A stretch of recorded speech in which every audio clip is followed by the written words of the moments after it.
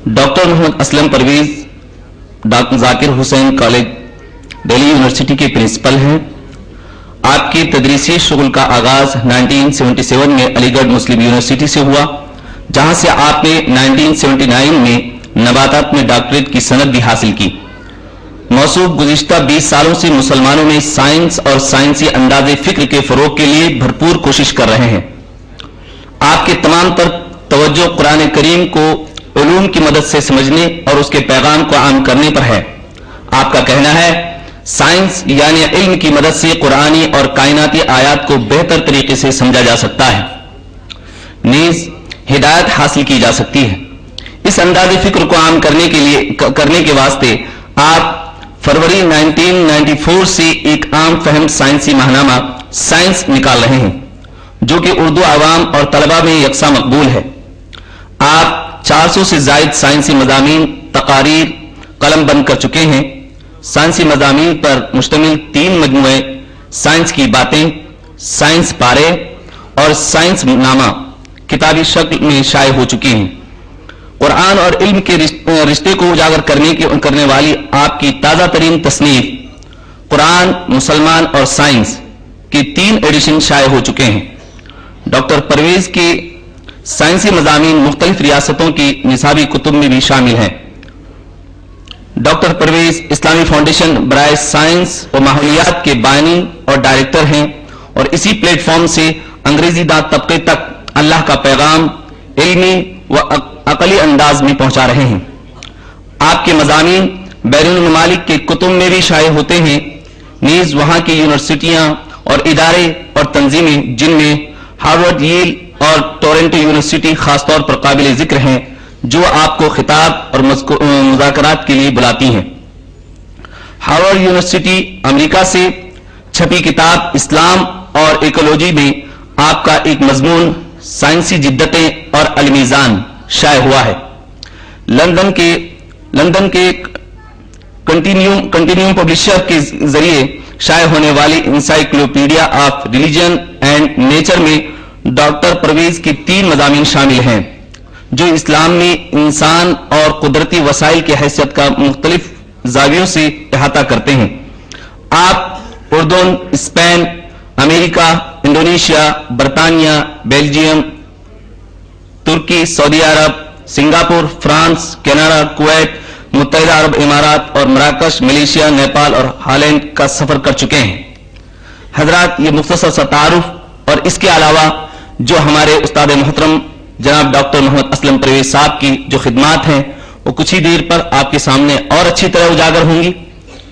और वैसे जनाब हजरत टीपू सुल्तान शहीद रहमतुल्लाह अलैह का एक ख्वाब, एक मंसूबा जो था कि श्रीरंगापट्टनम में वो चाहते थे, जिस पर हम लोग आज डिस्कशन कर रहे हैं कि किस तरह से दुनियावी उलूम और दीनी उलूम का एक ही प्लेटफॉर्म होता जो हकीकत में भी एक ही है। उसके लिए भी टीपू सुल्तान शहीद रहमतुल्लाह अलैह ने एक ऐसी यूनिवर्सिटी कायम करने की कोशिश की थी, लेकिन वक्त ने साथ नहीं दिया और उनके चाहने वालों में जनाब ज़िया शरीफ साहब ने एक दारुल उमूर के नाम से श्रीरंगापट्टनम मैसूर के करीब एक छोटी खिदमत शुरू की है, Tipu Sultan advance study and research centre के नाम से, जहां पर हिंदुस्तान के मुख्तलिफ मदारिस से फारिग होने वाले उलमाए इकराम को और फारिगीन को बुलाया जाता है और पूरे हिंदुस्तान से तकरीबन 20 या 25 की तादाद पर उनको एक नए निजाम के तहत एक नई तालीम देने की कोशिश की जाती है, ताकि वो उनके as a tool, as a एक हथियार वो इस्तेमाल कर सके दावत के मैदान में। उसमें मैनेजमेंट भी है, साइंस भी है, कंपैरेटिव स्टडी ऑफ रिलीजियंस भी है, इंग्लिश भी है। तो उसी में से जो सब्जेक्ट हमारे पास साइंस है और जिसमें से खुद भी मैं उस्ताद मोहतरम का शागिर्दी का शर्फ हमें वहीं हासिल हुआ। आप हमारे वहां के प्रोफेसर हैं और मुख्तलिफ जगहों पर और मुख्तलिफ इदारों में और मुख्तलिफ फैकल्टीज में आपके जो वहां से फारिग होने वाले तलबा हैं, आपके जो फारिग होने वाले स्टूडेंट्स हैं, वो मुख्तलिफ जगहों पर अपनी खिदमत अंजाम दे रहे हैं। और इस तरह की पब्लिक को देखते हुए उस्ताद मोहतरम की छोटी सी खिदमत को अंदाजा लगाते हुए यही कह सकता हूं कि उस्ताद मोहतरम, मैं अकेला ही चला था जानिबे मंजिल मगर میں اکیلا ہی چلا تھا جانبی منزل مگر لوگ آتے گئے اور کارواں بنتا گیا. اور اس پروگرام کے تحت آپ جو میسج دینا چاہتے ہیں اس کو ہم یوں سمجھ سکتے ہیں کہ آپ کہنا چاہتے ہیں نہ جانے کیوں بھٹکتا پھر رہا ہے اپنی منزل ہے، نہ جانے کیوں بھٹکتا پھر رہا ہے اپنی منزل سے، کہ جب ہے رہنمائی کے لیے قرآن مومن کی. اور بڑے ادب و احترام کے ساتھ اب میں اپنے استاد محترم جناب ڈاکٹر اسلم پرویز صاحب کو دعوت دیتا ہوں کہ تشریف لائیں اور اپنے کلمات سے ہم سب کو مستفیض فرمائیں. خواتین و حضرات السلام علیکم. جو ایک مقصد بھی ہے اس کانفرنس کا، وہی میری آج کی گفتگو کا موضوع ہے کہ قرآن فہمی کی اہمیت، یہ قرآن کو ہم کیوں سمجھیں، قرآن کو سمجھنے کی ضرورت کیوں ہے. اس کے لیے میں سب سے پہلے ایک دفعہ پھر اعادہ کر دوں اس درخواست کا جو سب لوگوں سے کی گئی ہے کہ حضرائے کرم اپنے موبائل فونز سائلنٹ کر دیں یا آف کر دیں.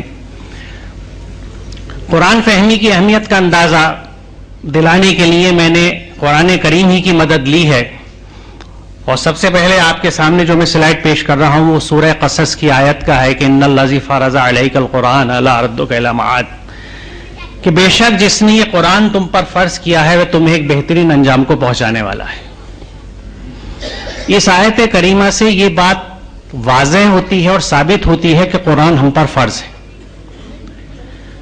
اور جس وقت یہ بات میرے علم میں آئی اور اس آیت کریمہ کو میں نے دیکھا تو یہ ان چند واقعات میں سے ہے جس نے مجھے جھنجھوڑا، جس نے مجھے ہلایا کہ قرآن مجھ پہ فرض ہے اور مجھے یہی نہیں پتا کہ اس قرآن میں لکھا ہوا کیا ہے، تو میں کس چیز پہ عمل کر رہا ہوں. کیا قرآن کی چند آیات اور احکامات پہ عمل کرنا مجھے پوری طرح مسلمان بناتا ہے؟ کیا قرآن اس بات کی اجازت دیتا ہے کہ ہم قرآن کے کچھ حصے پر عمل کریں اور کچھ حصے پہ عمل نہ کریں؟ اگر یہ جسارت نہیں تو کیا ہے؟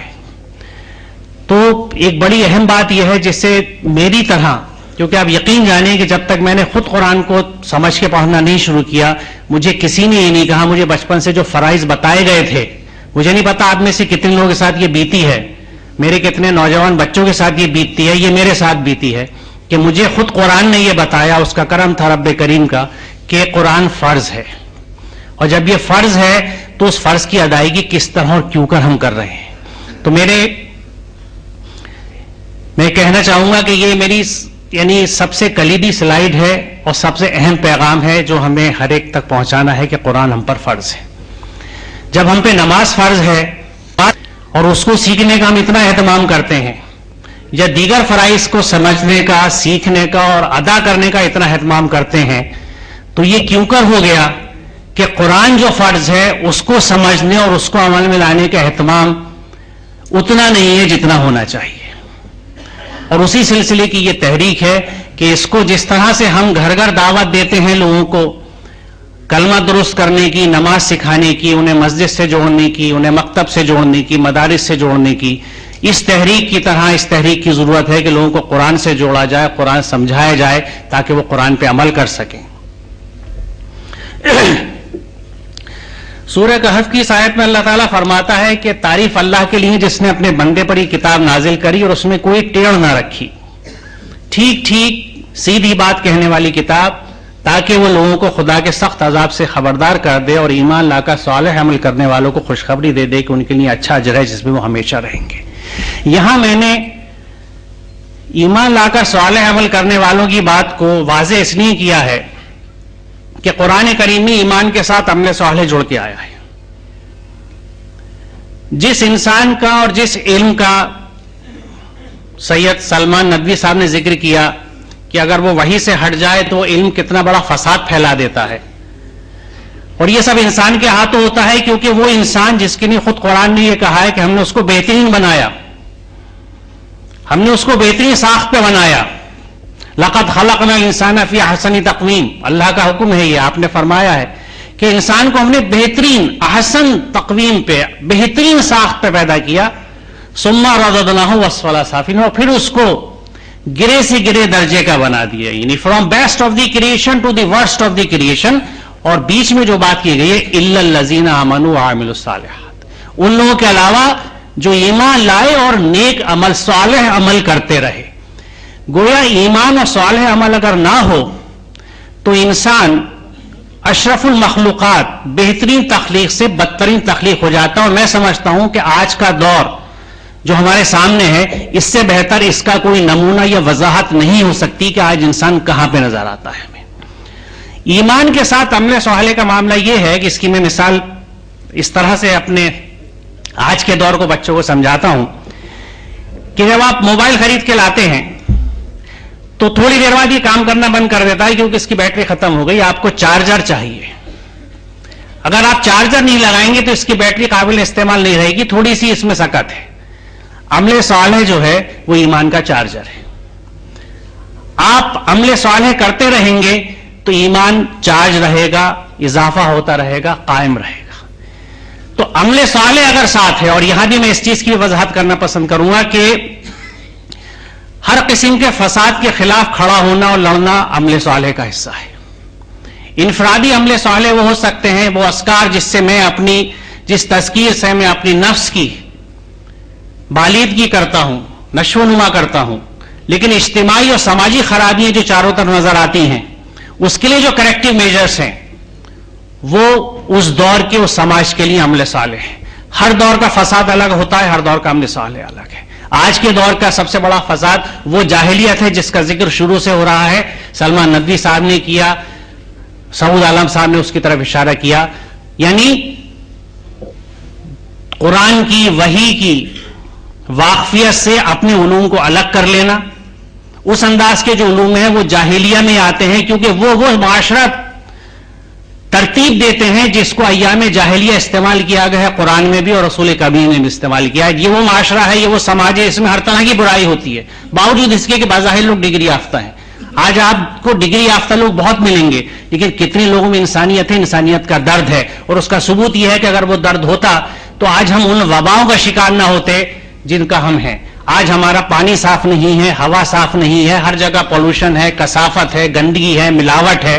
آپ بازار سے جو چیز خریدتے ہیں آپ کو یہ نہیں پتا کہ یہ اگر شہد لکھا ہے تو کیا واقعی شہد ہے، حتیٰ یہ کہ آپ جب دوا خریدتے ہیں تو آپ کو یہ نہیں پتا کہ دوا صحیح ہے یا غلط ہے۔ آپ ڈاکٹر کے پاس علاج کے لیے جاتے ہیں، آپ کو یہ نہیں پتا کہ اس نے جو ٹیسٹ آپ کو لکھ کے دیے تھی بڑی فہرست بنا کے، یہ واقعی آپ کے لیے ضروری ہے، اس کی کمیشن کا حصہ ہے۔ جو دوا ڈاکٹر لکھتا ہے آپ کو نہیں پتا کہ واقعی یہ دوا آپ کو چاہیے یا یہ ٹارگٹ پورا کرنے کے لیے آپ کو دی جا رہی ہے، کیونکہ یہ ٹارگٹ پورا کر کے اس ڈاکٹر کو سوئٹزرلینڈ جانا ہے اس کمپنی کی طرف سے۔ جب آپ کے دل میں اسٹنٹ لگایا جاتا ہے تو آپ کو نہیں پتا کہ واقعی یہ اسٹنٹ ضروری تھا یا یہ اس پروموشن کا پیکج کا حصہ ہے جو ڈاکٹر کو دیا گیا ہے کمپنی کی طرف سے۔ یہ ہے آج کے دور کے فسادات، اور ان سے مقابلہ کرنے کے لیے ہمیں ان عمل صالح کی ضرورت ہے جس سے سماج میں یہ برائیاں دور کی جا سکیں۔ اب دیکھیے قرآن کو کس انداز سے اللہ تعالیٰ خود بیان کرتا ہے کہ لوگوں تمہارے پاس تمہارے رب کی طرف سے نصیحت آ گئی ہے، اور یہاں لوگوں سے خطاب ہے، ناس، مسلمانوں سے خطاب نہیں ہے محض، جس کا ذکر شروع سے ہو رہا ہے۔ جو شفا ہے اس کے لیے جو تمہارے سینوں میں دلوں میں ہے، اور مومنوں کے لیے ہدایت اور رحمت، مومنوں کے لیے ہدایت اور رحمت کہہ دو اللہ کے فضل سے اور اس کی رحمت سے یہ آئی ہے، اور اس پر وہ خوشی منائیں، یہ اس سب سے بہتر ہے جو جمع کرتے ہیں۔ وَخَيْرٌ مِّمَّا يَجْمَعُونَ۔ آج دیکھیے ہماری ہوڑ کس چیز کو جمع کرنے کی ہے؟ دولت کی، عزت کی، مال و دولت، عزت و شہرت، حکومت۔ قرآن یہ کہتا ہے کہ ان سب چیزوں کے جمع کرنے سے بہتر یہ قرآن ہے، ہر چیز سے بہتر یہ قرآن ہے۔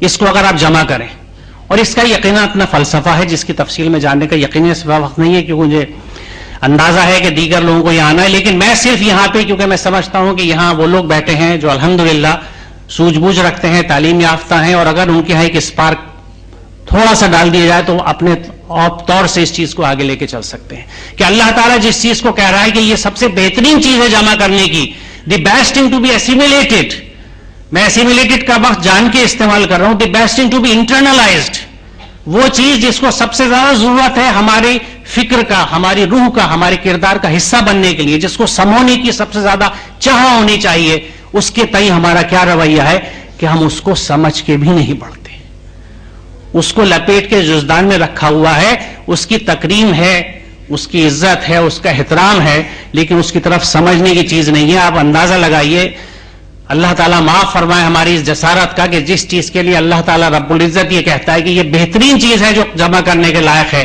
ہمارا اس کے تئیں رویہ کیا ہے. سورہ نحل کی اس آیت میں اللہ تعالیٰ فرماتا ہے کہ اسی کا ہے وہ سب کچھ جو آسمانوں میں ہے اور جو کچھ زمین میں، اور اسی کا دین یعنی قانون چل رہا ہے. پھر کیا اللہ کو چھوڑ کر تم کسی اور سے تقویٰ کرو گے؟ پہلے کی تقاریر میں جس طرح ذکر آ چکا ہے کہ اس کائنات کی ہر چیز مسلم ہے، یعنی everything submits to the laws of اللہ سبحانہ و تعالیٰ. قانون اللہ تعالیٰ کے جو ہیں اس کے تحت اس کائنات کی ہر چیز کام کرتی ہے. آپ نے کسی درخت کی جڑ کو یہ نہیں دیکھا ہوگا کہ وہ پانی جذب کرنے کے بجائے پانی باہر پھینکنے لگے، کیونکہ اس کو یہ اللہ تعالیٰ کی طرف سے حکم ہے اس جڑ کے اوپر کہ تجھے یہ کام کرنا ہے. جس چیز کو، چاہے وہ الیکٹران ہو، آربٹ میں جس جگہ ہے، اگر پی شیل کا الیکٹران ہے تو این میں نہیں جائے گا، وہ کے میں نہیں جائے گا جب تک کہ کوشش کر کے اس کو دھکیلا نہ جائے، اور دھکیلا جائے تو پہلی فرصت میں واپس آئے گا. ہر چیز اپنی جگہ پہ اپنی جگہ پہ اپنا کام کرتی ہے کیونکہ وہ مسلم ہے. گویا پوری کائنات اللہ کے قوانین کے تحت چلتی ہے. تو کیا پھر ہم، یہ انسان جس کی حیثیت کچھ نہیں ہے، اپنی حیثیت سمجھنے کے لیے میں ایک چیز عرض کروں کہ جو ہماری، جس طرح میں نے، یہ وہ چیز ہے جس نے مجھے اپنی اوقات کا احساس دلایا کہ جو یونیورس ہے جس کو ہم اپنی دودھیا کہکشاں کہتے ہیں، ملکی وے، اس کی اگر آپ تصویر دیکھیں اور پیمائش دیکھیں تو اس کے ایک بازو سے دوسرے بازو کی طرف جانے میں اگر روشنی کی رفتار سے سفر کیا جائے تو 1,00,000 سال کا وقت لگتا ہے. روشنی کی رفتار جو 1,86,000 میل ایک سیکنڈ میں ہے، اس رفتار سے چلیں تو صرف اپنی کہکشاں میں، گیلیکسی میں آپ 1,00,000 سال بعد، 1,00,000 سال کے سفر کے بعد پہنچیں گے. اس میں اندازہ لگائیے کہ ہمارا نظام شمسی اگر ہم اس تصویر میں دیکھیں تو ایک نقطے کی طرح نظر آتا ہے، ڈاٹ. اور وہ نقطہ، وہ جس میں پورا نظام شمسی یعنی سورج، اس کا پورا خاندان، اور پھر اس میں زمین، اور اس زمین پہ انسان کا وجود. اگر عام حساب کے اصولوں سے دیکھا جائے تو نیگلیجبل، یعنی نان ایگزسٹنٹ، وجود ہی نہیں ہے کائنات میں. تو یہ احساس ہمیں اس بات کو یاد دلاتا ہے کہ ویئر وی اسٹینڈ. تو اگر ہم اللہ تعالیٰ کی ایک تخلیق ہے اور اللہ کے احکامات سے ہٹ کے چلنا چاہیں تو کیا چل سکتے ہیں؟ کیونکہ تقویٰ کا لفظ جو ہے اس میں یہ جو وقع کا مادہ ہے اس میں دونوں چیزیں ہیں. اللہ تعالیٰ نے جن چیزوں سے منع کیا ہے ان سے بچنا، اور جن چیز کا، جن احکامات کا حکم دیا ہے ان سے جوڑنا. دونوں مفاہیم میں تقویٰ کا لفظ استعمال ہوا ہے. تو اللہ تعالیٰ یہ کہتا ہے کہ اس پوری کائنات میں جب قانون اللہ کا چلتا ہے تو اے انسان، کیا تو اللہ کے قانون سے باہر زندگی گزار سکتا ہے؟ اللہ کا قانون کہاں ہے؟ اس کتاب کے اندر، بک آف گائیڈنس میں. جب ہمیں اس کتاب کے بارے میں نہیں پتا تو ہمیں اللہ کا قانون نہیں پتا. مثال کے طور پر روزمرہ کی زندگی میں ایک مثال دوں آپ کو کہ مجھے کس طرح لوگوں سے بات کرنی چاہیے مجھے نہیں پتا. جیسے سب لوگ بات کرتے ہیں، جو سلینگ یوز کیا جاتا ہے، سب میرے ساتھیوں میں وہ سلینگ میں بھی یوز کرتا ہوں. قرآن دوسری بات کہتا ہے کہ قل عبادی یقول التی حسن، اپنے بندوں سے کہہ دو زبان سے وہ بات نکالیں جو بہترین ہو. اللہ کا حکم یہ ہے کہ بہترین بات منہ سے نکلے. اب آپ تصور کیجئے، میں بھی نہیں گلی محلہ کا ہوں، کہ ہمارے نوجوان کس انداز میں ایک دوسرے سے گفتگو کرتے ہیں. کیا وہ بہترین گفتگو ہے؟ کیا وہ انداز تخاطب بہترین انداز تخاطب ہے؟ اگر نہیں ہے تو یہ ہمیں احساس نہیں ہے کہ ہر لمحے جب ہم یہ باتیں منہ سے نکال رہے ہیں تو اللہ کے احکامات سے ہٹ رہے ہیں، ایک گناہ کر رہے ہیں، اپنی کردار کشی کر رہے ہیں، اپنے اندر سے اپنی سائیکی برباد کر رہے ہیں، اپنی شخصیت کو مجروح کر رہے ہیں. تو جب پوری کائنات میں اللہ کا قانون چلتا ہے تو ہم اس سے ہٹ کے کیسے چلیں؟ اس میں ایک چیز اور ہے. اللہ تعالیٰ نے ہر چیز کو اس کی فطرت پہ پیدا کیا. اس کی وضاحت سورہ روم میں بھی ہے. سائنٹیفکلی دیکھیں تو ہم ایک بائی پوڈل اینیمل ہیں، 2 پیروں پہ چلنے والے، اور ہم اس طرح کھڑے ہوتے ہیں، عمودی پوزیشن ہے تو ہم ٹھیک ہیں. لیکن یہی پوزیشن ہم سر کے بل پہ بھی تو رہ سکتے ہیں. اگر میں سر کے بل کھڑا ہو جاؤں تو بھی میں ورٹیکل پوسچر میں ہوں، عمودی پوزیشن میں ہوں، لیکن میں بے چین ہو جاؤں گا. کیوں؟ کیونکہ میں اس قانون سے ہٹ گیا جس پہ میرے جسم کو بنایا گیا تھا. تو اس روح کو، دل و دماغ کو بھی کسی قانون سے بنایا گیا ہے. جب یہ اللہ کے قانون سے ہٹتا ہے تو اندر ایک بے چینی پیدا ہوتی ہے. یہ وہ بے چینی ہے جو آج کے سماج کی بے چینی ہے. فرسٹریشن، غصہ، نفسانی خواہشات کا جوش، اور اندر کا جانور اٹھا ہوا باہر. جب ہم اللہ کے قوانین میں آ جاتے ہیں تو ہم پوری فطرت سے ہم آہنگ ہو جاتے ہیں، جس کو میں کہتا ہوں کہ we are in sync with nature. ہم قدرت کے ساتھ بہتے ہیں، بالکل اسی طرح جس طرح دھارے کے ساتھ بہنا. Swimming with the current and swimming against the current. جب آپ اللہ کے قوانین کے خلاف زندگی گزارتے ہیں تو you are swimming against the current. And which current? Universal current. پوری کائنات میں جو تحریک جاری ہے، جو قانون جاری ہے، یہ بے حیثیت انسان اس کے خلاف جب چلنے کی کوشش کرے گا تو آپ تصور کیجئے کہ کیا بے چینی اندر پیدا ہوگی. یہی وہ بے چینی ہے جو آج کے انسان کی، آج کے سماج کی بے چینی ہے. قرآن سمجھے تو وہ کہتا ہے کہ اللہ کے قانون پہ ساری کائنات چل رہی ہے. ہاؤ ڈیئر یو، تم ہمت کیسے کر سکتے ہو کسی اور سے تقویٰ کرو، کسی اور کے قانون سے چلو، کسی اور کی اتباع کرو. یہاں ایک اور چیز میں ہائی لائٹ کرنا چاہوں گا. اللہ تعالیٰ فرماتا ہے کہ یہ کتاب ہم نے تمہاری طرف برحق نازل کی ہے، لہٰذا تم اللہ ہی کی بندگی کرو. دین یعنی اطاعت اور قانون کو اسی کے لیے خالص کرتے ہوئے یاد رکھو دین خالص اللہ کا حق ہے. دین یعنی وہ قانون جس کے تحت ہم زندگی گزاریں، وہ اطاعت جس کے تحت ہم زندگی گزاریں، اس کا حق واحد اللہ کو ہے. یہی وہ بات ہے جو ہماری ایمان کی بنیاد ہے، یعنی لا الہ الا اللہ. آپ غور فرمائیں اس کلمے کے اوپر. اس کی ابتدا انکار سے ہوتی ہے کہ نہیں ہے کوئی اللہ سوائے اللہ کے. یہ بالکل اسی طرح ہے کہ اگر آپ کو کوئی میز لگانی ہے تو پہلے باقی سامان صاف کیا جاتا ہے، پھر اپنا سامان رکھا جاتا ہے. پہلے اذہان صاف کیے جائیں گے کہ جتنے بت جتنے خدا ہیں نکال دو دماغ سے اور نصب کر دو ایک اللہ کو کہ یہی ایک اللہ ہے، یہی ایک اطاعت ہے، یہی قانون ہے. مجھے افسوس ہوتا ہے یہ کہتے نہیں، کیونکہ میں اس کا شکار ہوں کہ ہم ابھی اپنے ذہنوں سے دیگر الہوں کا تصور نہیں نکال سکے. ہم نماز میں کہتے ہیں کہ ایاک نعبد و ایاک نستعین، کہ ہم تیری بندگی کرتے ہیں، تیری سے مدد چاہتے، استعانت تیری ہے. لیکن ذرا سوچئے کیا واقعی ہے؟ کیا ہمارا زندگی کا ہر کام اللہ کے احکامات سے ہوتا ہے؟ ابھی پچھلے ہفتے مجھے ایک اپنے سینئر ساتھی اور دوست کے بچے کی شادی کا کارڈ ملا. جب وہ پیکٹ ملا تو میں سمجھا کسی نے مجھے کتاب تحفے میں بھیجی ہے. میں نے بے صبری سے کھولا کیونکہ کتاب سے اچھا تحفہ کیا ہوگا.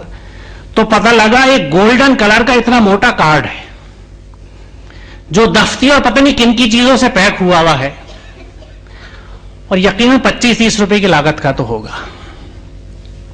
کس کی شان دکھانے کی کوشش کی جا رہی ہے ان دعوت ناموں سے؟ اللہ تعالیٰ نے تو شان دکھانے کے مراد کہ ہوا شان تو اللہ کی ہے. میں کس چیز پہ شان دکھاؤں؟ آج اللہ نے کہا میرے دماغ میں یہ فطور آ جائے کہ اللہ نے مجھے بڑی عقل دے دی اور میں انٹلیکچوئل ہو گیا. مجھے نہیں پتا کہ ابھی ایک اسٹروک ہو، ایک کلوٹ برین میں آئے میرے، اور مجھے یہ نہیں پتا کہ میں نالی میں پڑا ہوں یا کہاں پڑا ہوں. تو میں کس چیز کا زوم کروں؟ یہ مال جب سونامی آتی ہے، بھج ہوتا ہے، تو اگر کپڑا جسم میں بچتا ہے تو چاول لے لیتا ہوں ریلیف کے، ورنہ ہاتھ میں لیتا ہوں. کس مال، کس دولت، کس بلڈنگ کا گھمنڈ میرا ہے کیا؟ میں یہاں کھڑا ہوں، کچھ بول پا رہا ہوں، جو وہ مجھے عطا کر رہا ہے اس کا کرم ہے کہ میری زبان چل رہی ہے. میں صحیح سالم کھڑا ہوں، میرے پاس میرا کیا ہے؟ کچھ نہیں ہے. کس بات کا زوم ہے؟ کس چیز کی چیز ہے؟ تو دین اور اطاعت محض اللہ کی ہے، اللہ کے احکامات کی ہے. اب یہاں پہ جب ہم یہ سب ہوتا کیوں ہے؟ سماجی دباؤ، شادی دھوم دھام سے ہونی چاہیے، لوگوں کو دیکھیے کہ ہاں بھائی اسلم پرویز کی بیٹی کی شادی ہوئی ہے، واہ بھائی واہ، ہاں بھائی ہاں اسلم صاحب، واہ بھائی واہ. کیا ہے یہ؟ کیا میں اس کا مستحق ہوں؟ اللہ نے تو منع کیا اس چیز کے لیے. یہ اس تکبر کا حصہ ہے جو ہمارے دلوں میں بیٹھا ہوا ہے، نہیں صاف ہو پا رہا. جبکہ ہم شاید اس چیز کو بھول جاتے ہیں کہ تکبر وہ چیز ہے جس نے اللہ کے ایک مقرب کو لعین بنا دیا. وہ ابلیس بنا کیونکہ گھمنڈ کر بیٹھا. آج میں کا تصور اتنا ہے ہمارے ہاں کہ گھر گھر جھگڑے میں کے ہیں کہ میری بات کیوں نہیں سنی گئی، میری تقریم کیوں نہیں ہوئی، مجھے کارڈ کیوں نہیں آیا ڈھنگ سے، میرا نام کیوں نہیں القاب کے ساتھ لکھا گیا، وغیرہ وغیرہ. تو یہ میں کیا ہے؟ اور آپ تصور کریں کہ نماز تو بہت آگے کی چیز ہے. اذان کا پہلا لفظ اللہ اکبر، اللہ سب سے بڑا ہے. اگر میں دل سے کہتا ہوں اللہ سب سے بڑا ہے تو اس میں یہ چیز چھپی ہوئی ہے کہ میں سب سے چھوٹا ہوں. اللہ کی کبریائی کا اقرار اپنی حقارت اور بے بساطی کے اعتراف کے بنا نامکمل ہے. I just don't exist. میرا وجود کچھ نہیں ہے سوائے اس کرم کے جو اللہ تعالیٰ نے اس جسم و جاں اور اس ذہن کی شکل میں کسی کام کے لیے متعین کر دیا ہے، اور کچھ نہیں ہے. تو this self should not exist. میں نہیں ہونی چاہیے. میں ہوتی ہے تو پھر خود پسندی ہوتی ہے، جو آج کے سماج کا، آج کے دور کا وتیرہ ہے کہ ہر کوئی اپنے لیے سوچتا ہے، اپنے خاندان کے لیے سوچتا ہے. ایک بھائی کی کمائی اس کی بیگم صاحبہ بھائی کے ساتھ شیئر نہیں کرنے دیتی کہ یہ تو تم نے کمایا ہے، بھائی کیوں دے تو، نکم میں کام نہیں کرتے تو تم کیوں دو گے. سننے چاروں طرف سنتا ہوں گھروں میں سے اس طرح کی باتیں. یہ کیا چیز ہے؟ اس شخص سے بڑھ کر کون گمراہ ہوگا جو اللہ کی ہدایت کے بغیر بس اپنی خواہشات کی پیروی کرے. اللہ ایسے ظالموں کو ہرگز ہدایت نہیں بخشتا. یہاں اتباع کا دوسرا پہلو آیا ہے جو سب سے اہم ہے کہ اگر ہم اتباع اللہ کے احکامات کی نہیں کرتے تو کس کی کرتے؟ ہمارے ہاں اتباع اپنی خواہشات کی ہے، سماج کی ہے، گرد و پیش کی ہے، ماحول کی ہے. اور اگر آپ مجھے اجازت دیں یہ جسارت کرنے کی تو میں یہ کہوں گا کہ آج کے دور میں خاص طور سے ہمارے نئی نسلوں کی اتباع ٹیلی ویژن کی ہے. کیا فیشن چل رہا ہے، کیا ڈریسنگ اپ ہے، کیا سلینگ ہے، کیا اسٹائل ہے، کیسے ملا جاتا ہے. آج ہماری بچیاں اسی ٹیلی ویژن کی وجہ سے بے جھپاک ہو کے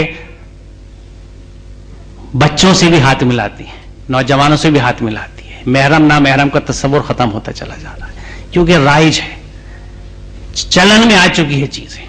جو چاروں طرف دیکھتے ہیں وہی کر رہے ہیں، بچے بھی کر رہے ہیں، والدین بھی کر رہے ہیں، ہم سب کر رہے ہیں.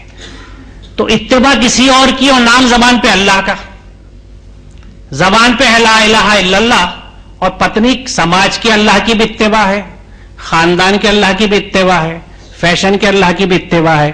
تو یہی وہ اللہ ہے جن کے لیے میں عرض کر رہا تھا کہ پتہ نہیں یہ ذہن سے کب صاف ہوں گے اور اللہ کا وجود قائم ہوگا کہ جو اللہ ہے، مجھے اگر میں کہتا ہوں میں مسلم ہوں اور اس کا مسلم ہوں تو مجھے اسی کے قوانین کے تحت زندگی گزارنی ہے، بھلے ہی اس کے لیے کتنا ہی مجھے دل مارنا پڑے. کیونکہ یہ چیز آزمائش یہی ہے کہ جو جب جانور اٹھتا ہے، جو خواہش اٹھتی ہے، کیا میں اس کو روک پاتا ہوں؟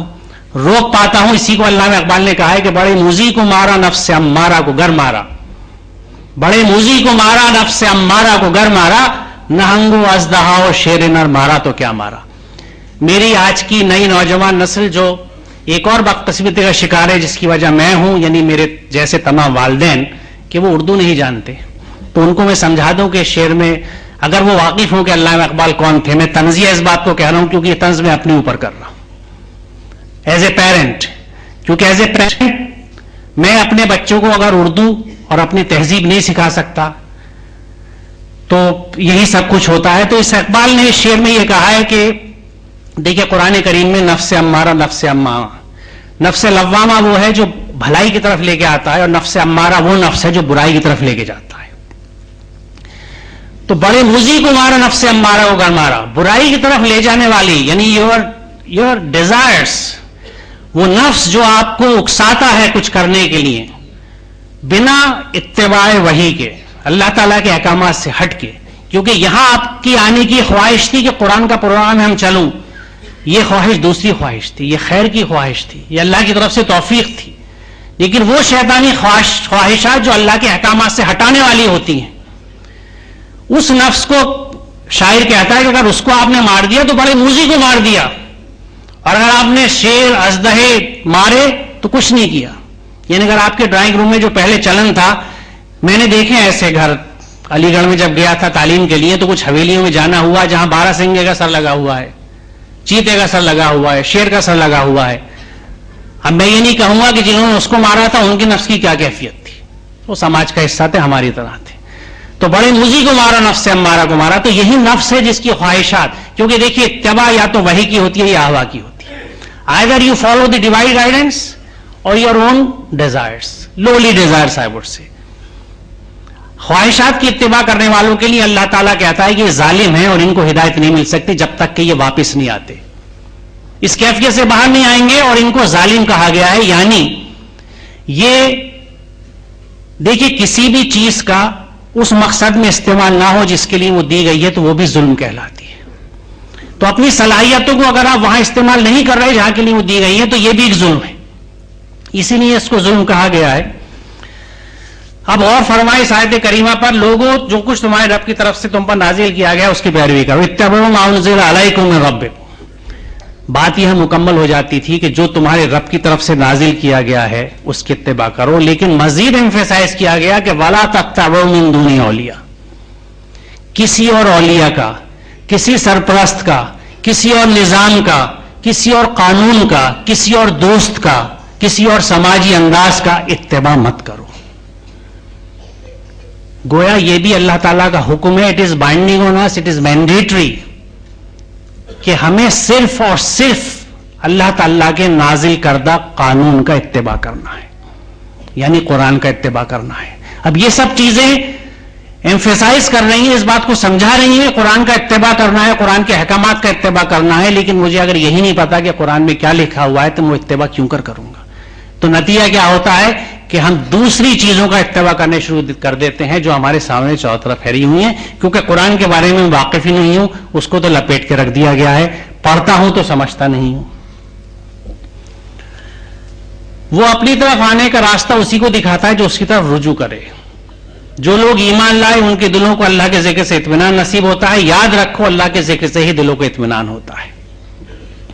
یہاں بڑی اہم بات نوٹ کرنے کی یہ ہے کہ جب تک ہم رجوع نہیں کریں گے اللہ کی تعالیٰ سے مدد نہیں آتی، کیونکہ یہی رجوع ہے جو بندگی کی شان بھی ہے اور آزمائش کا سب سے بڑا نقطہ بھی ہے، کیونکہ جیسے میں نے عرض کیا کہ کائنات کی ہر چیز مسلم ہے کیونکہ اس کو نفس نہیں دیا گیا، اس کو خواہشات نہیں دی گئی۔ انسان کو نفس اور خواہشات دی گئی، اس کے پاس چوائس ہے کہ ادھر جائے یا ادھر جائے، خواہشات کا اتباع کرے یا اللہ تعالیٰ کے احکامات کا اتباع کرے۔ تو ایسے میں جب آپ اللہ تعالیٰ کے احکامات کی طرف رجوع کرتے ہیں تو گویا آپ بندگی کی طرف لوٹتے ہیں، وہاں پہ پھر اللہ تعالیٰ ہاتھ تھامتا ہے اور ہدایت دیتا ہے۔ اور اس بات کی 2 دفعہ تاکید کی گئی ہے کہ اللہ کے ذکر سے ہی دلوں کا اطمینان ہوتا ہے۔ میں اپنے خاندان کے قریبی نوجوان کی کیفیت آپ کو بتاؤں کہ وہ اپنے مختلف جو آج کی زندگی کے پریشرز ہوتے ہیں اس میں جیتا تھا، ایگزامز کے پریشر تھے، سماج کے پریشرز تھے، تو اس پریشرز کو ہلکا کرنے کے لیے اس نے میوزک کا سہارا لیا، گانے سنتا تھا، اس سے چین نہیں پڑا تو بہت تیز آواز میں سننے لگا، لاؤڈ میوزک، اس کی بے چینی قابو نہیں۔ میں چشمدید بات بتا رہا ہوں اپنی، آپ لوگوں نے ایسے واقعات دیکھے ہوں، ہو سکتا ہے آپ کے ساتھ بھی بیتا ہو۔ لیکن جب وہ اللہ کے کلام کی طرف لوٹا اور اس کو ترجمے سے پڑھ کے سمجھنا شروع کیا تو اس جیسے جھاگ بیٹھ جاتا ہے ایسی اس کی بے اطمینانی بیٹھتی چلی گئی۔ آج ایک مطمئن نوجوان ہے جو اسلامی حلقوں سے جڑا ہوا ہے اور دین کے راستے میں کوشش کر رہا ہے۔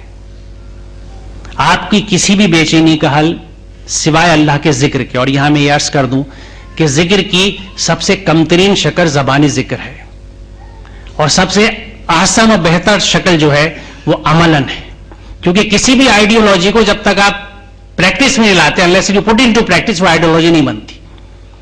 ابھی صبح میں کمیونزم کا ذکر آیا تھا، اگر ایک کمیونسٹ سے مارکس کو پڑھتا رہے اور عملاً کمیونسٹ نہ ہو تو وہ کمیونسٹ نہیں مانا جائے گا۔ آپ کو کمیون میں رہنا ہے، اپنی انکم کنٹریبیوٹ کرنی ہے، اسی انداز سے خرچے کرنے ہیں جبھی آپ کمیونسٹ ہیں۔ تو قرآن کے نظام میں جب تک آپ اس کو عمل نہیں کریں گے، یعنی اللہ کی یاد دہانی، قرآن کریم کو بھی ذکر کہا گیا ہے جہاں اللہ تعالیٰ نے فرمایا ہے کہ یہ ذکر ہم نے نازل کیا اور ہم ہی اس کی حفاظت کریں گے، تو ذکر سے مراد وہ قرآن ہی ہے، اس کی ہدایات ہیں، اس کے وہ ہدایات جو اس کے الفاظ میں بھی ہیں اور وہ عمل کی شکل میں ہمیں اپنانی چاہیے۔ تو گویا وہی بات آ گئی کہ جب تک کہ آپ اللہ کے قوانین میں نہیں آئیں گے، اس سے سنکرونائز نہیں کریں گے، اس سے اپنے آپ کو ہم آہنگ نہیں کریں گے، آپ کو قلبی سکون نہیں ہوگا۔ اور ایک دفعہ ہم آہنگ ہو گئے، آپ دیکھیے جو اللہ والے ہیں، جو دین پہ عملاً آ چکے ہیں، آپ ان کا سکون اور اطمینان دیکھیے، ہاؤ کول دے آر، ان کو کوئی بے چینی نہیں ہے۔ بے چینی مجھے رہتی ہے، بے چینی میرے جیسے لوگوں کو رہتی ہے۔ آپ ان کے یہاں جائیے، ان کی مجلس میں، ان کی نشست میں جائیے، ان کے یہاں چٹائی پہ بیٹھ کے بھی سکون ہی ملتا ہے، اور بڑے بڑے گدے دار ڈرائنگ روم میں بیٹھ کے بھی آدمی بے چین ہے، پہلو بدلتا ہے کیونکہ سکون نہیں ملتا۔ یہ کیا سکون ہے؟ یہ وہی اللہ تعالیٰ کے قوانین کا سکون ہے، ان کو عملی انداز میں اپنانے کا سکون ہے۔ یہاں سے میں کچھ ان چیزوں کو لے رہا ہوں کہ قرآن کو نہ سمجھنے کی وجہ سے ہمارے ہاں جو سماجی برائیاں در آئی ہیں، ان میں سے پہلی چیز میں نے یہاں یہ لی ہے، اللہ تعالیٰ فرماتا ہے کہ وہی ہے جس نے تم کو زمین کا خلیفہ بنایا اور تم میں سے بعض کو بعض کے مقابلے میں زیادہ بلند درجے دیے تاکہ جو کچھ تم کو دیا ہے اس میں تمہاری آزمائش کرے۔ ہم میں سے کتنے لوگ ہیں جو یہ بات سمجھتے ہیں کہ جو کچھ انہیں ملا ہے اس میں اس کی آزمائش ہے؟ میں ایک معمولی سیدھا سادہ استاد ایک کالج کے اندر، اللہ کا کچھ کرم، اس کی مشیت ایسی کہ اس نے مجھ کو پرنسپل کا عہدہ دے دیا۔ اب میری اپروچ کیا ہونی چاہیے؟ یہ پرنسپلشپ میرے سر پہ بھی چڑھ سکتی ہے، میں یوں بھی ہو سکتا ہوں جس کو قرآن کہتا ہے کہ تم زمین پہ اگر تن کے چلتے ہو تو نہ تم زمین کو پھاڑ سکتے ہو نہ پہاڑوں سے اونچے ہو سکتے ہو۔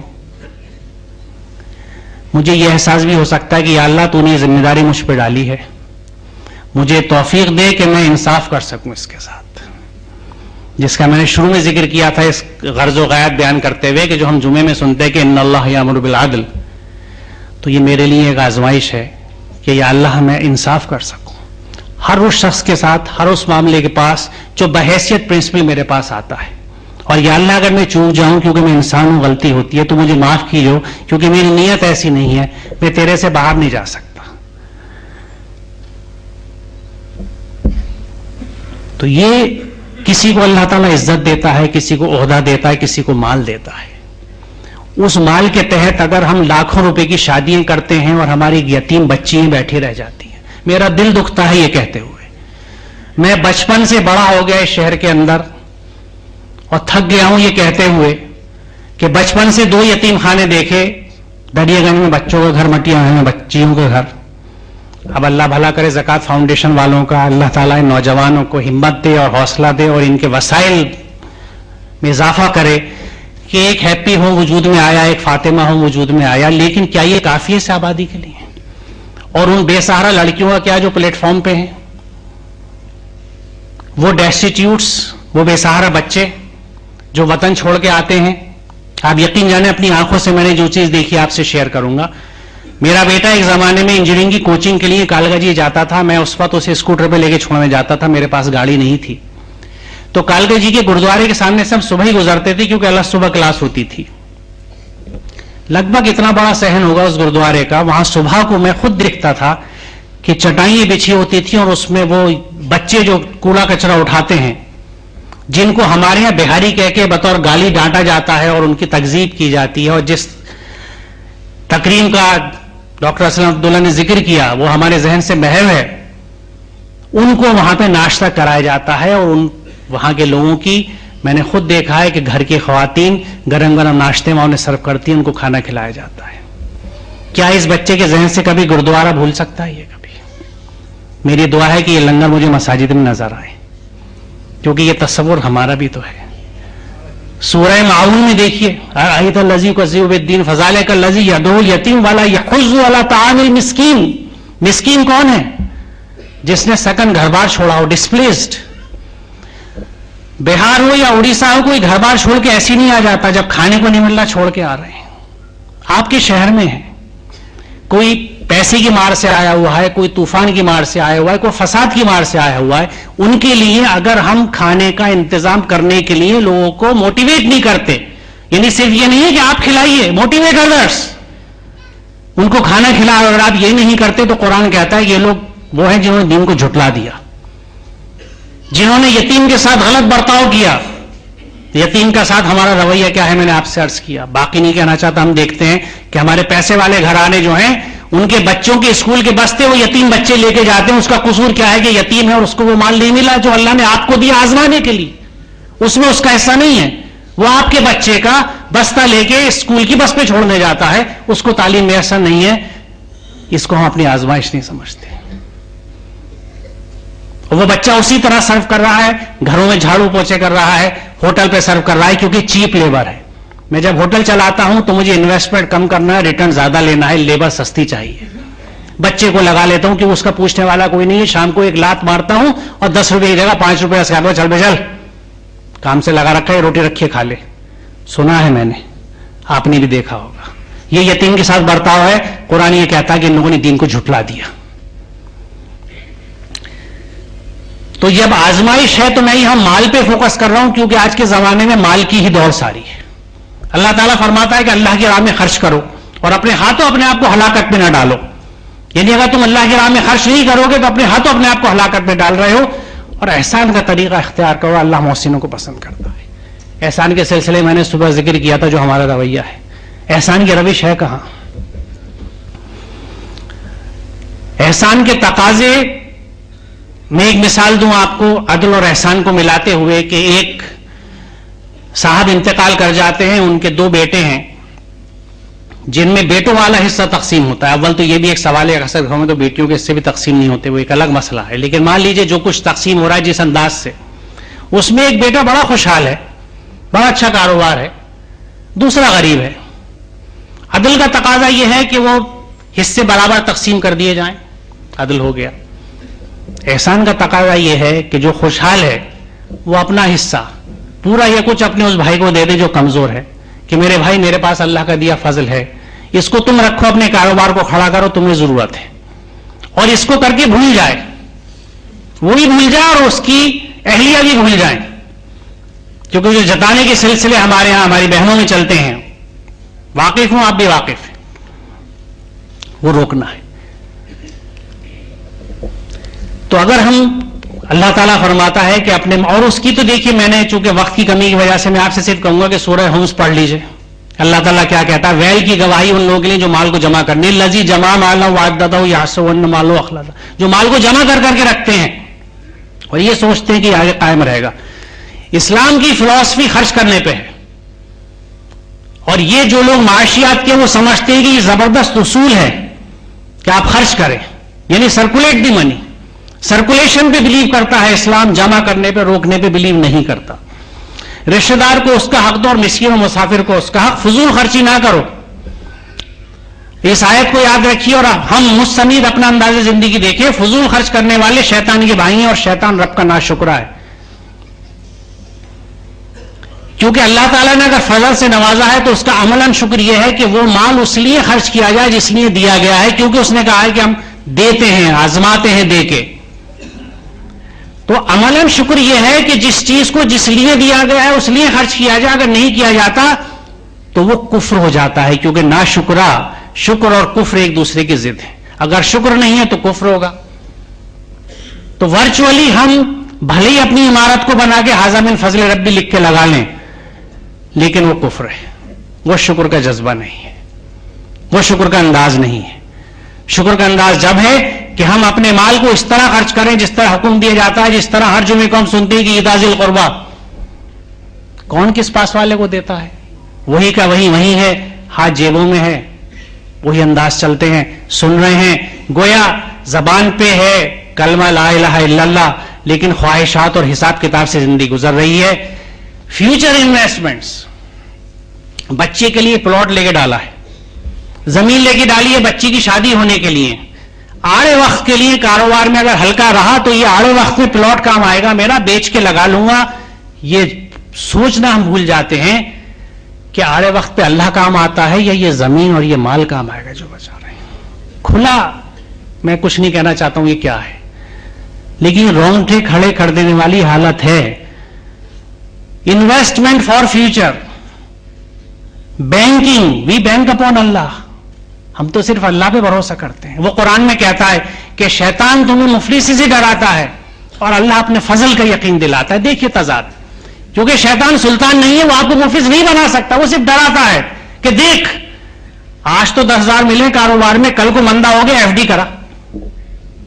سوچ ہی نہیں دیتا کہ یہ آس پاس جو زیادہ مستحق لوگ ہیں، کچھ اور ہیں میرے سے زیادہ، کچھ ان کو دے دوں. وہ فوراً FD کی طرف بھگاتا ہے کہ پتہ نہیں کل کو حال تنگ ہو جائے.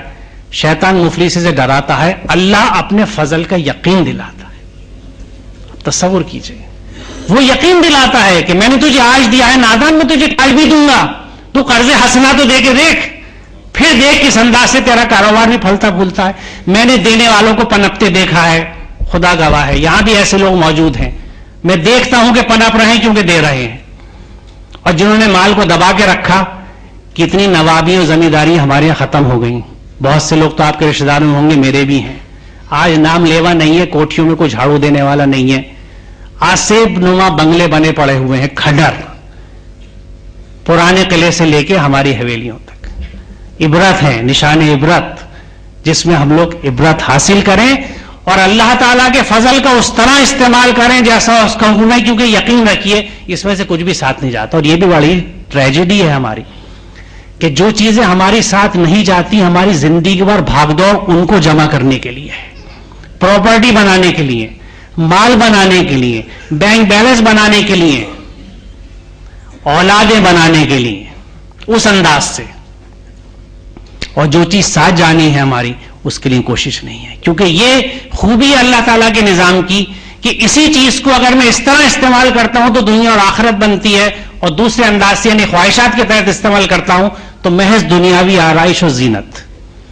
यानी इसी माल को अगर मैं अल्लाह ताला के फजल की तरह अमलन शुक्र की हैसियत से खर्च करूं तो मेरी दुनिया आखिरत दोनों सुधरेगी। क्योंकि जब मैं अल्लाह की बंदगी में आ गया तो अल्लाह अपने बंदे को, अपने मोमिन को कभी जलील व ख्वार नहीं करता।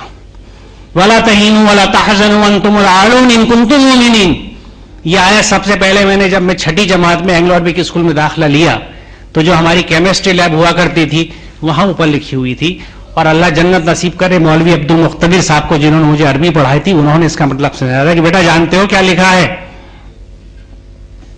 जब से ये बात याद थी कि अगर हम इन कुंतुम मोमिनीन, अगर तुम मोमिन हो तो अल्लाह ताला तुम्हें आलोन में सबसे बेहतर में रखेगा। और इसी से आज मैं ये सोच के कांपता हूं कि आज हम अगर बदतर में से इसीलिए हैं क्योंकि हम मोमिन नहीं हैं। ये नामुमकिन है। देखिए शहर में आप तसव्वुर कीजिए, हम देखते हैं रोज कि अगर हमारे किसी मिनिस्टर साहब के या चीफ मिनिस्टर का कोई क्लोज हो तो उसकी शहर में क्या हैसियत होती है? वो तो सही है भाई, कोतवाल वाली बात है, आराम से दबदबा है उनका पूरा। तो जब हम हिजबुल्लाह में शरीक हो जाएंगे, उसकी बंदगी में चले जाएंगे, तो ये तो अल्लाह की शान ही नहीं है कि अपने बंदे को कहीं पे जलील व ख्वार करे, हो ही नहीं सकता। क्योंकि यहां बंदा नहीं होगा, उसकी खुदाई पे नाउजुबिल्लाह बात आ जाएगी। तो अगर हम इस रास्ते पे होंगे तो हम तो खुद उभरे। गोया अगर उस माल को हम उस तरह खर्च करेंगे जैसा हुक्म है तो दुनिया आखिरत दोनों संवरी। और अगर ख्वाहिशात के पीछे पड़ गए तो वही माल हमारे लिए दुनिया की खराबी और आखिरत की। दुनिया की खराबी किस तरह? आप यकीन जाने, मैंने अपने दोस्त अहबाब से लेकर अजीज रिश्तेदारों तक कोई घराना ऐसा नहीं देखा जहां मालो दौलत छोड़ के लोग मरे हों और फसाद ना हो रहे हों। आपको याद आए मिसाल तो मुझे बता दीजिएगा। और जो लोग उस अंदाज से गए जिस तरह प्यारे नबी गए थे कि आयशा घर में क्या है, उनको पनपते देखा है, मैंने देखा है, आपने भी देखा होगा। सिर्फ जरा याद कीजिए, क्योंकि जिस चीज को मना करने का हुक्म है वो नजासत है। औलाद के लिए वो छोड़ेंगे तो वो नजासत के साथ ही पलेगी। दर्दनाक सजा की खुशखबरी दो उनको जो सोने और चांदी को जमा करके रखते हैं और उन्हें खुदा की राह में खर्च नहीं करते। एक दिन आएगा कि इसी सोने और चांदी पर जहन्नम की आग दहकाई जाएगी और फिर उसी से उन लोगों की पेशानी और पहलुओं और पीठों को दागा जाएगा। यह है वो खजाना जो तुमने अपने लिए जमा किया था, लो अब अपनी समेटी हुई दौलत का मजा चखो। अल्लामान अल हफीज। हमारे कितने घराने हैं जहां पे किलो के हिसाब से सोने रखे जाते हैं और चढ़ाए जाते हैं, मैं चढ़ाए का लफ्ज इस्तेमाल कर रहा हूं, और फखरिया बयान किए जाते हैं कि 2.25 किलो सोना लाई थी मेरी बहू और वो महफूज है। यानी सर्कुलेशन ऑफ कैपिटल की पूरी कंसेप्ट बर्बाद कर दी, पेपर करेंसी का सिस्टम राइज कर दिया जो एक बातिल निजाम है, वो एक अलग गुफ्तगू है, इससे हटके लेकिन सोचने की चीज है। कितना रिसोर्स हमारे घर में लॉक्ड अप है उस जेवर की शक्ल में जिसका इस्तेमाल सिवाय दिखावे और शान के कुछ नहीं है, जो अल्लाह ने मना किया है। मेरे बंदों साहब, माल के बाद दूसरी बात में जो मैंने अभी अर्ज करा था कि हमारी जबान की और गुफ्तगू की, कि मेरे बंदों से कह दो कि जबान से वो बात निकाला करें जो बेहतरीन हो। दरअसल ये शैतान है जो इंसानों के दरमियान फसाद डलवाने की कोशिश करता है। बेशक शैतान इंसान का खुला दुश्मन है। हर जगह झगड़े की शुरुआत जबान से होती है और झगड़े को ठंडा भी जबान करती है। मेरे साथ हुआ, बहुत लोगों को देखा भी है। आप सवारी पे जा रहे हैं और आप साइकिल पे चल रहे हैं, किसी के पहिया टकरा गया, वो एकदम पलटता गुस्से से, आप कहें भाई मुझसे गलती हो गई, मैं माफी चाहता हूं, उसका गुस्सा झाग की तरह बैठ जाता है। हमारा अंदाज,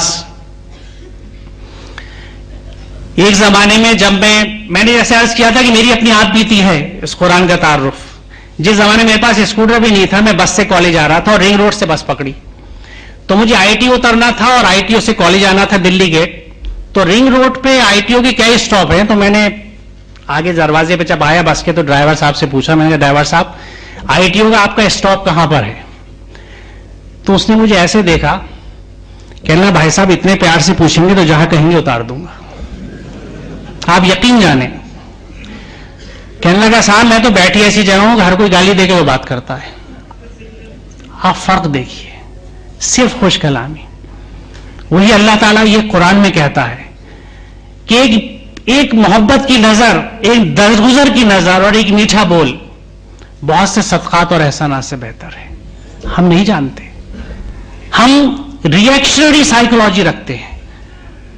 اکثر جھگڑوں کے معاملے آتے ہیں کہ بھائی کیا ہوا صاحب, اس نے مارا, اس نے گالی دی, تو تم نے کیا کیا؟ میں نے بھی دی. تو پھر کون ظالم ٹھہرا اور کون مظلوم؟ ہمیں اپنا رویہ وہ رکھنا ہے جو قرآن نے حکم دیا. ہمارا کردار وہ ہو جو قرآن کا ہو, جس کو رسول کریم صلی اللہ علیہ وسلم اپنے آپ دکھا کے چلے گا. یہ بڑا ضروری تھا, ورنہ وہ تمام ویسٹڈ انٹرسٹ جو کہ ہمیشہ اللہ تعالیٰ کے احکامات کی تحریف کرتے رہے ہیں, وہ یہ کہتے ہیں کہ بھئی قرآن تو it's very difficult to practise, قرآن پہ عمل کرنا تو بڑا مشکل کام ہے. رسول کریم رسول مقبول صلی اللہ علیہ وسلم نے عملاً اس پہ عمل کر کے اس حد تک دکھا دیا کہ آپ مجسم قرآن تھے. مجھے ہمت نہیں ہو رہی یہ جملہ آپ کے بارے میں آپ کا نام لینے کی, میری حیثیت نہیں ہے, میری زبان کی نہیں ہے میں کہوں, لیکن آپ مجسم. اور اس انداز سے قرآن پہ عمل کر گئے کہ غیر مسلم ان کو تاریخ میں نمبر 1 کہتے ہیں. مائیکل ہارٹ کی بک دیکھیے دی گریٹ 100, اس میں وہ نمبر 1 پہ محمد صلی اللہ علیہ وسلم کو رکھتا ہے, اور اس کی وجوہات بیان کرتا ہے کہ تاریخ کا یہ واحد شخص ہے جو ہر میدان میں کامیاب تھا, جس نے ٹرانسفارم کر دیا نہ صرف اس سب کانٹیننٹ کو بلکہ پوری دنیا کو. کیوں؟ قرآن تو کہتا ہے کہ کچھ نہیں, وہ تو صرف ایک بندے تھے. یعنی اگر آپ بندگی پہ آ جائیں تو انتہا یہ ہے, وہ تو ہمیں نصیب نہیں ہوگی, لیکن ان کی قدموں کی دھول تک تو چلے جائیں اس پہ عمل کر کے, اس چیز کو سمجھ کے اور عمل کر کے جس سے آپ کا وجود میں آیا.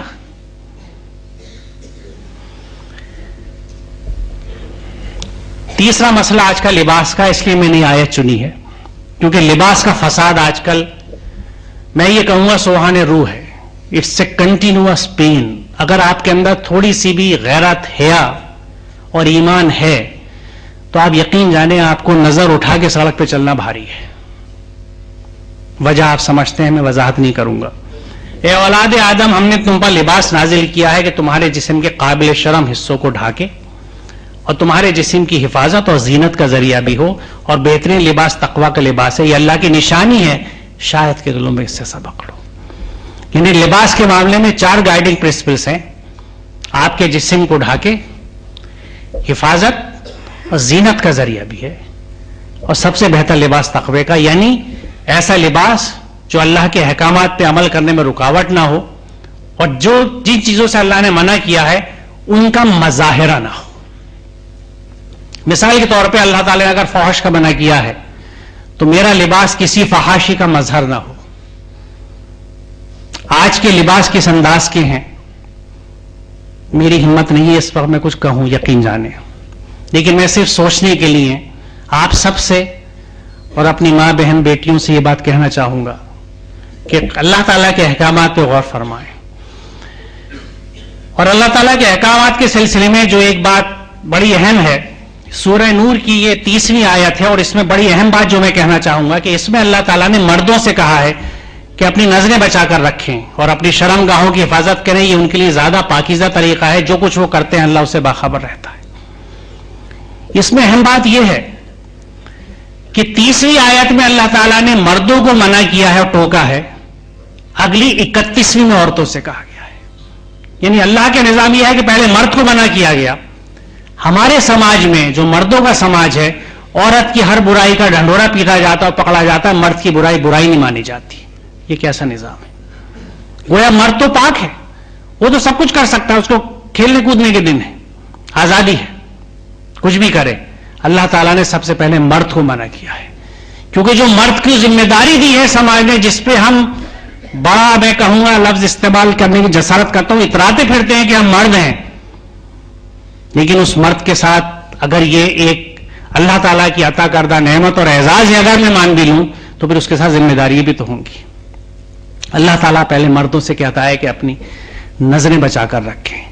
آج نظروں کی جو کیفیت ہے آپ کو بخوبی اندازہ ہے. آپ یقین جانیں اپنے ساتھ اپنے گھر کی عورتوں کو باہر لے کے نکلنے میں ایک مستقل کرب ہے. جس انداز کی نظریں, جس انداز کے رقیق جملے, جو کمنٹس اور جو حرکتیں ہیں, یہ سماج کی ہماری حالت ہے. اور افسوس یہ ہے کہ ہم سب خاموشی سے برداشت کرتے ہیں. کم از کم زبان سے ہی اس کو برا کہہ کے تحریک تیار کریں کہ یہ چیزیں روکی جائیں. اس سے آگے وہ 31ویں آیت ہے جس میں اللہ تعالیٰ عورتوں سے فرماتا ہے کہ مومن عورتوں سے کہہ دو اپنی نظریں بچا کر رکھیں اور اپنی شرمگاہ کی حفاظت کریں اور اپنی زینت یعنی بناؤ سنگار نہ دکھائیں سوائے اس کے جو خود ظاہر ہو جائے, اور اپنے سینوں اور اپنی اوڑھیوں کے آنچل ڈال کے رکھیں. میں سمجھتا ہوں یہ آج کا ڈریس کوڈ کا گائیڈنگ پرنسپل ہے کہ اگر ہم مسلمان ہیں اور مسلمہ ہیں اور اپنے آپ کو مسلمان کہتے ہیں تو اپنے ڈریس اپ کے وقت اس آیت پہ نظر رکھیں کہ یہ کیا کہتی ہے. اور میں اور ہم سب لوگ جو اللہ کے احکامات ہیں کہ نظروں کی حفاظت اور شرمگاہوں کی حفاظت, اس کا احتیاط رکھیں, کیونکہ سماج کی بڑی برائی کا ذریعہ آج کے دور میں خاص طور سے, کیونکہ آج میڈیا میں یہ کہوں گا کہ اس زمانے میں تو ہم سیکس اور وائلنس کی بات کرتے تھے کہ میڈیا پروموٹ کر رہا ہے, آج میں کہوں گا کہ میڈیا صرف سیکس ہی نہیں, پرورٹڈ سیکس پروموٹ کر رہا ہے. وہ کچھ ہو رہا ہے جس کا شاید کوئی تصور بھی نہیں کر سکتا تھا, اور یقیناً ہوگا, کیونکہ ایک آدمی اگر چائے کے کپ میں نمک گھول رہا ہے اور کوئی اس کو روکے گا نہیں تو کڑواہٹ بڑھتی چلی جائے گی, بڑھتی چلی جائے گی, بڑھتی چلی جائے گی. کہاں ہیں عملے سوالے کرنے والے, کہاں ہے وہ خیر امت کہ یہ سمجھائے کہ یہ چینی ملانے کی چیز ہے, نمک ملانے کی نہیں ہے, شکر چاہیے اس چائے کو, نمک نہیں چاہیے. اگر ہم خاموش رہیں گے, اور ڈر اس بات کا ہے کہ چونکہ ہمیں اس کام کے لیے بھیجا گیا ہے تو کہیں ساری خرابیوں کی ذمہ داری یقیناً ہمارے اوپر تو نہیں آئے گی اور ہم جواب دہ تو نہیں ہو جائیں گے کہ تمہارے آنکھوں کے سامنے ہوتا رہا, تم نے کیا کیا. دور چھوڑ دیجئے میں نے اپنے گھر میں کیا کیا, گھر چھوڑ دیجئے میں نے اپنے اوپر کیا کیا. مجھے کون روکتا ہے قرآن کے احکامات پر عمل کرنے سے اگر میرا نفس نہیں روکتا تو؟ مانا میری بیوی میری بات نہیں سنتی, میرے بچے نہیں سنتے میری بات, واٹ اباؤٹ می؟ شادی تو میں کر رہا ہوں نا بچے کی, کارڈ تو مجھے چھپوانا ہے, جگہ تو مجھے دیکھنی ہے. ایسی ترقی ہوئی ہے کہ یتیم خانے نہیں بڑھے, لیکن اس گناہگار نے اپنی آنکھوں سے بچوں کے گھر میں شادی ہونے سے ترقی ہوتے ہوتے ہوتے اب کرسٹل اور پھلواری پرگتی میدان کی اور 5 اسٹار ہوٹلز. میں صرف اتنا کر سکتا ہوں کہ ایسے تقریبوں میں شرکت نہیں کرتا. اتنا تو بائیکاٹ کر ہی سکتے ہیں, اور کوئی پوچھتا ہے تو بتا دیتے ہیں کہ بھائی جہاں کھلے عام فضول خرچے اور اسراف کا معاملہ ہے اور بھی بہت سی خرابیاں ہیں. میں نے یعنی یہ تک ہوتا ہے, آپ کو حیرت ہوگی اور عبرت ہے کہ ادھر نکاح پڑھایا جا رہا ہے, ادھر ڈی جے ہے اور ڈانس ہو رہا ہے. اتنی احتیاط تک نہیں ہے کہ اس کو روک دیں جو نکاح ہو رہا ہے. سب ہمارے سامنے ہوتا ہے. ہمیں روکنا ہوگا, ہمیں بولنا ہوگا, ہمیں کھڑا ہونا پڑے گا. اور پہلی چیز یہ کہ وہ قرآن یہ کہتا ہے سب سے پہلے مسلم تم بنو کہ مجھے اپنے گھر میں روکنا ہوگا, مجھے یہ اختلافات برداشت کرنے ہوں گے, مجھے یہ بغاوت کرنی ہوگی اپنے خاندان سے, اپنے اہل خانہ سے, اپنی بیگم سے, اپنے بچوں سے. نہیں کریں گے تو یہ برائیاں بڑھتی چلی جائیں گی. اب یہ وہ چیز ہے جس کی طرف میں خاص توجہ آپ لوگوں کی چاہوں گا کہ کوشش کرو اللہ کی راہ میں, جیسا کہ کوشش کرنے کا حق ہے. وجاہدوا فی اللہ حق جہاد, یہاں جہاد کا لفظ آیا ہے. جہاد کا مطلب, کیونکہ یہ میں سمجھتا ہوں آج کے دور کا اگر سب سے زیادہ مس انڈرسٹوڈ نہیں تو one of the most miss understood and miss interpreted, بلکہ یہ مس کا ورڈ تو نہیں ہے, it is a deliberately miss used اور پلانٹڈ. جان بوجھ کے غلط استعمال ایک چیز کا کیا جا رہا ہے ایک کمیونٹی کو داغدار بنانے کے لیے. جہاد کا مطلب ہے کوشش, اسٹرگل, اسٹرائف. کوشش کرو اللہ کی راہ میں, جیسا کوشش کرنے کا حق ہے, حق ادا کر دو اپنی کوشش کا, اس نے تمہیں چن لیا ہے. اب یہ بڑی اہم بات ہے کہ اللہ نے کس چیز کے لیے چن لیا ہے ہمیں. کس چیز کے لیے چن لیا اللہ نے؟ دیکھیے، شیاطین کو اجازت ہے قیامت تک بھٹکانے کی انسان کو. سورہ بقرہ میں ذکر ہے، جگہ جگہ ہے. اللہ تعالیٰ نے اجازت دی تھی شیطان کو کہ جب تک کہ یہ اٹھائے جائیں مجھے چھوٹ ہے. جب جب زمانے میں بگڑے، جیسا کہ صبح بھی ذکر تھا، اللہ تعالیٰ نے کتابیں بھیجی، نبی بھیجے، دین مکمل کر کے ہر دور کی کتاب دینے کے بعد نبوت کا سلسلہ ختم کر دیا گیا. گویا اب نبی نہیں آئیں گے، کوئی پیغمبر نہیں آئے گا، زمانہ کتنا بھی خراب ہو جائے. تو کیا نعوذ باللہ اللہ تعالیٰ کے ناانصافی ہے کہ بھٹکانے والے کو تو قیامت تک چھوٹ ہے اور ہدایت دینے والوں کا راستہ بند کر دیا؟ ایسے کیوں ہو گیا؟ نہیں ہوا ایسا. اس کی مثال میں ایسے دیتا ہوں کہ اگر آپ کوئی پروفیشنل کورس کر رہے ہیں، مان لیجیے بی ایڈ، تو بی ایڈ کا جس دن آخری کلاس ہے اس دن جب ٹیچر آتا ہے تو وہ یہ کہتا ہے کہ بھئی آج تمہارا یہ کورس مکمل ہو گیا اور آج کے بعد سے میں تمہارے یہاں نہیں آؤں گا. کیوں نہیں آئے گا؟ کیونکہ اب اس کلاس کا ہر شاگرد ٹیچر ہو گیا ہے، بی ایڈ ہو گیا ہے، ٹیچر ہو چکا ہے. اس امت کو اللہ تعالیٰ نے اس لیے چنا تھا کہ یہ کتاب اللہ کی، یہ پیغام تم اس کو عمل میں لاؤ گے. اور جس انداز سے رسول اللہ نے تبلیغ کی ہے، دین کو پھیلایا، آپ نے کتنی کانفرنسیں کری، کتنی تقریریں کری. آپ کی تبلیغ کا انداز، آپ کا کردار، آپ کا اخلاق. ہماری کوشش میں اس تحریک کے جو آج یہاں ہو رہی ہے زبانی کام کی ہے. جب تک کامیاب نہیں ہو سکتی جب تک کہ عمل میں ہماری تیز نہیں آئی. یہ قرآن تو خود اس بات کو کہتا ہے کہ تم جو کرتے نہیں وہ کہتے کیوں ہو. یہ اللہ کے نزدیک نہایت ناپسندیدہ بات ہے. ہمارے عام چیزیں وہ کہتے ہیں جو نہیں کرتے، اللہ کہتا ہے یہ اللہ کے نزدیک نہایت ناپسندیدہ بات ہے. تو بات کو جو اس نے تمہیں چن لیا ہے، دین میں تم پر کوئی تنگی نہیں رکھی، قائم ہو جاؤ اپنے باپ ابراہیم کی ملت پر. اس نے تمہارا نام مسلم رکھا اس سے قبل بھی اور اس قرآن میں بھی، تاکہ رسول تم پر گواہ ہو، تم لوگوں پر گواہ. یہ چین کیا ہے؟ رسول اس بات کے گواہ ہوں گے کہ اللہ تعالیٰ کی وحی اور پیغام آپ تک پہنچا دیا. آپ اگلی قوم اور امت پہ کس بات کے گواہ ہوں گے کہ ہم نے پہنچا دیا؟ کیا ہم ہیں؟ کیا ہم کر رہے ہیں؟ آج کی ضرورت یہ ہے کہ اس جگہ کا ہی نہیں بلکہ اس امت کا ہر شخص شیخ کلیم صدیقی صاحب جیسا ہو، میری ہر بہن ایسی ہو جس نے زندگی لگا رکھی ہے دعوت کے کام میں. یہ وہ قربانی ہے جو حضرت ابراہیم نے دی تھی، یہ وہ قربانی ہے جس کے لیے ان کے بیٹے کو تیار کیا گیا تھا. ہم جس قربانی کو کر کے پتلی گلی سے نکلے ہیں وہ اصلی قربانی نہیں ہے.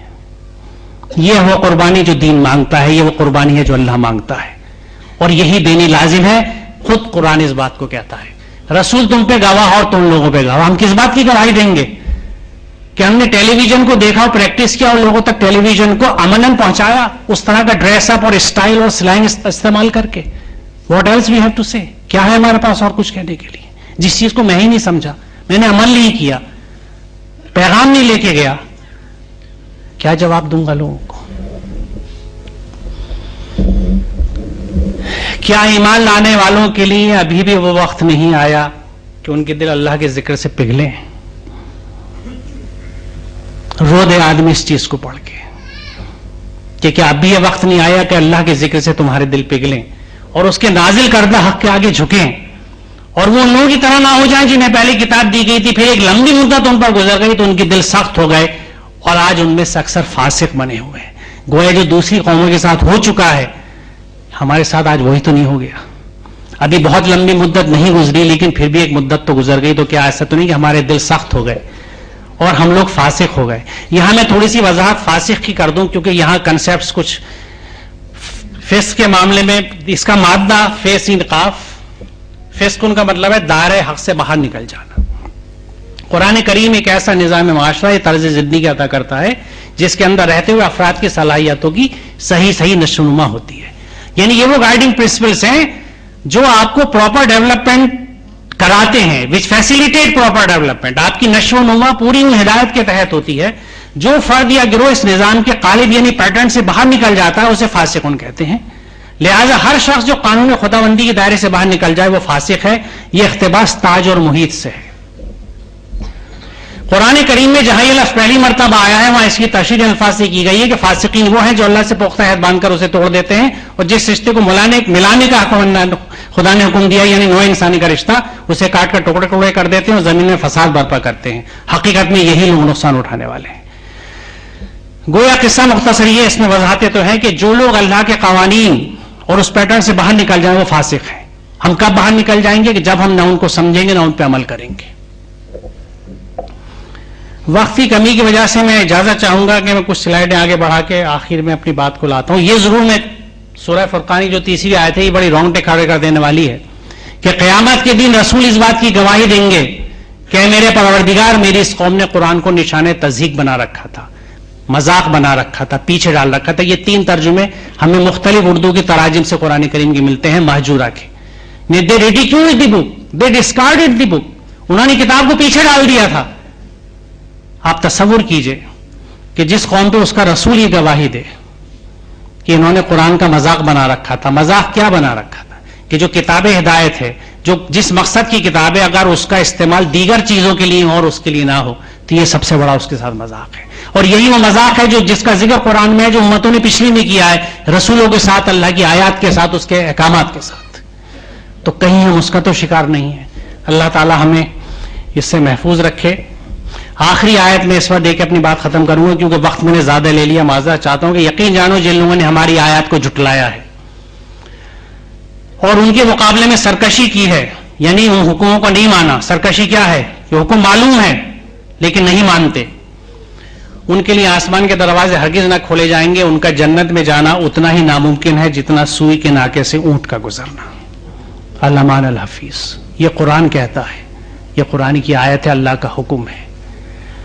غور طلب بات ہے کہ کیا ہم کس بنیاد پہ جنت کا تصور لیے بیٹھے ہیں؟ اللہ تعالیٰ ہم سب کو ہدایت کی اور عمل کی توفیق دے. بہت شکریہ آپ لوگوں کا کہ اس شدید موسم میں آپ آئے اور اس طالب علم کی جو کچھ اللہ نے میرے دماغ میں ڈالی آپ کے سامنے بات رکھی. آپ کا شکریہ ادا کرتا ہوں.